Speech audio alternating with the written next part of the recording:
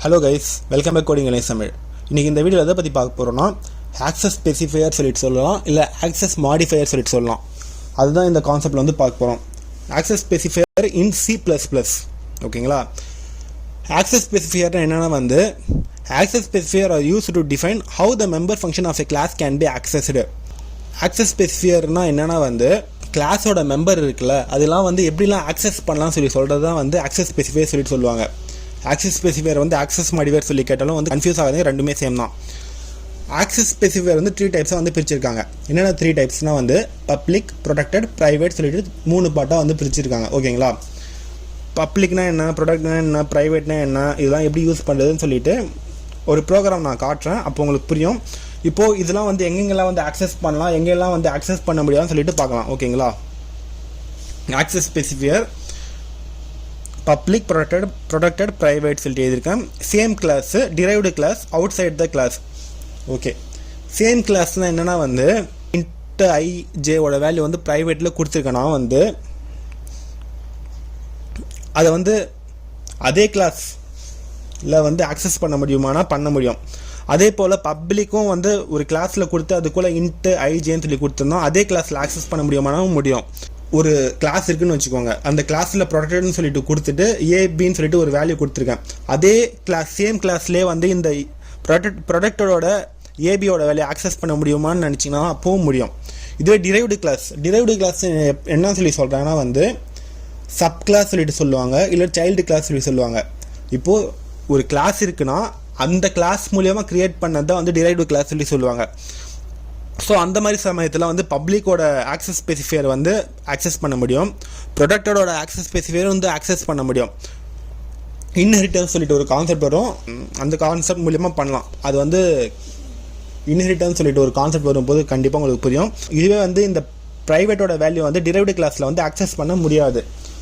Out side the class தான் வந்து main function தான் மெயினாக சொல்லணும். அதான் நான் வந்து அவுட் சைடு கிளாஸோட வெளியே சொல்கிறது தான் வந்து அவுட் சைட் த கிளாஸ்.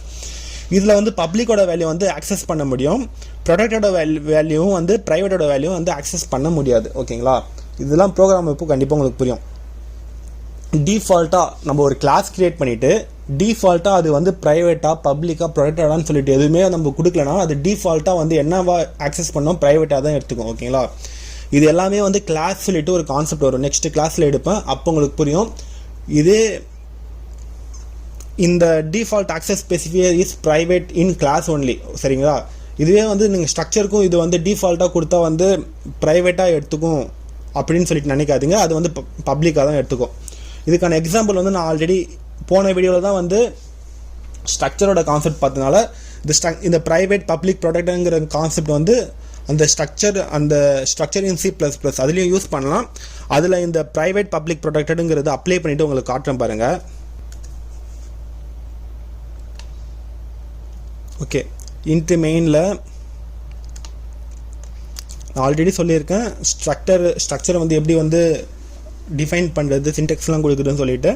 இது C++ல் வந்து டைரெக்டாகவே வந்து டேக் நேம் கொடுத்து ஆக்சஸ் பண்ணிக்கலாம்னு சொல்லி சொன்னதுனால வந்து object1 சொல்லிட்டு ஒன்று க்ரியேட் பண்ணிவிட்டு அந்த ஸ்ட்ரக்ட் எஃப்குள்ளே வந்து ப்ரைவேட் சொல்லி கொடுத்துட்டு ப்ரைவேட்டில் வந்து இன்டீஜர் ஐயோட வேல்யூ ஜேவோட வேல்யூ கொடுத்துருக்கேன்.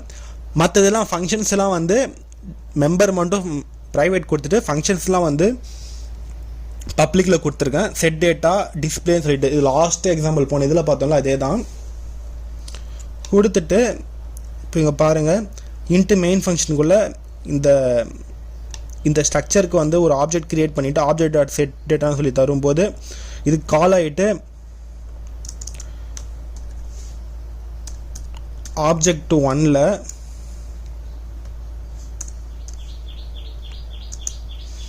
ஐயோட வேல்யூ 10ஆகவும் ஜேவோட வேல்யூ 20ஆகவும் இருக்கும். ஓகேங்களா? object1.displayல வந்து செட்டாக இருக்கும். இப்போ object1.display ஐயோட வேல்யூ இப்போ என்னவா இருக்குது, object1 தானே கால் பண்ணுறேன். ஸோ ஐயோட வேல்யூ 10ஆகவும் ஜேவோட வேல்யூ 20ஆகவும் இங்கே வந்து பிரிண்ட் ஆகும். இந்த லைனை வந்து இப்போ கமெண்ட் பண்ணிவிட்டு இதை மட்டும் டிஸ்ப்ளே பண்ணி காட்டுறேன். ஐயோட வேல்யூ 10 ஜேவோட வேல்யூ 20 இருக்கும். இப்போது இந்த டேபிள் காலம் வச்சு சொல்கிறேன் பாருங்கள். ப்ரைவேட் தானே கொடுத்துருக்கேன். ப்ரைவேட் இருக்கும்போது சேம் கிளாஸில் வந்து நம்மளால் வந்து ஆக்சஸ் பண்ண முடியும். நம்ம இங்கேயும் வந்து சேம் கிளாஸ், இதோ பாருங்கள், இதில் இருந்து இது வரைக்கும் இருக்கிறது தான் வந்து சேம் கிளாஸ்.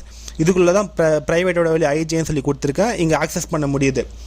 இதுவே வந்து நான் இந்த ப்ரைவேட்டோட வேல்யூ ஐஜேங்கிற வேல்யூ வந்து object1.i சொல்லிவிட்டு இங்கே பிரிண்ட் பண்ணி பார்க்குறேன். இது வந்து எந்த கிளாஸில் வரும்? இது அவுட் சைட் த கிளாஸ் அந்த கான்செப்ட் தான் வரும்.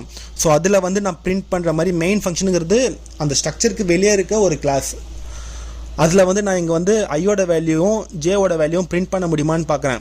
object1.iங்கிறது இங்கே 10 தான் இருக்குது. object1.jங்கிறது இங்கே 20 தான் இருக்குது. பட் இது அவுட் சைடு த கிளாஸ் இருக்கிறதுனால வந்து இங்கே எரர் சொல்லிட்டு காட்டும் பாருங்கள் into f of i is private within this contacts. அதுக்குள்ளே தான் வந்து அதை ஆக்சஸ் பண்ண முடியும்னு சொல்லிட்டு சொல்கிற மாதிரி வந்து இங்கே எரர் காட்டுது. அதே போல் ஜேவோட வேல்யூ.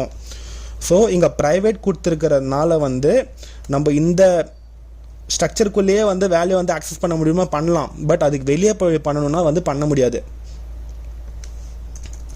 இதுவே நான் வந்து இதை வந்து ப்ரைவேட் இருந்தது பப்ளிக் சொல்லி மாற்றிட்டு இப்போ ஆக்சஸ் பண்ண முடியுமான்னு சொல்லி பாருங்களேன். ஆக்சஸ் பண்ண முடியும்.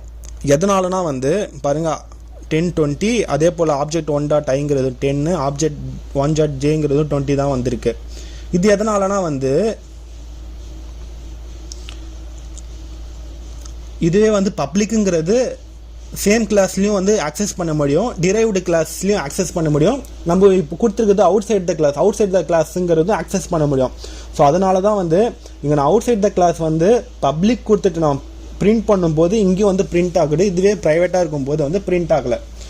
இதுவே ப்ரொடெக்டடுங்கிறது அந்த எக்ஸாம்பிள் ஏன் நடத்தலைன்னா வந்து அது வந்து இன்ஹெரிட்டன்ஸ் சொல்லிட்டு கான்செப்ட் வரும் இல்லை, அந்த கான்செப்ட் தான் உங்களுக்கு புரியும். இதில் வந்து எழுத முடியாது. ஓகேங்களா? இவ்வளோ தான் இந்த வீடியோ உங்களுக்கு புரிஞ்சிருக்குன்னு நம்புகிறேன்.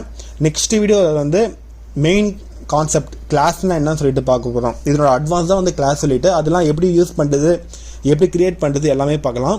இந்த வீடியோவில் ஏதாவது அவுட் இருந்தால் கீழே கமெண்ட் பாக்ஸில் கமெண்ட் பண்ணுங்கள், ரிப்ளை பண்ணுறேன். இது போல் மேலும் பல வீடியோஸ்க்கு நம்ம சேனல் கோடிங் தமிழ் வந்து சப்ஸ்கிரைப் பண்ணுங்கள், உங்கள் ஃப்ரெண்ட்ஸ்க்கும் ஷேர் பண்ணுங்கள். தேங்க்ஸ் ஃபார் வாட்சிங். Keep support our channel. Thank you.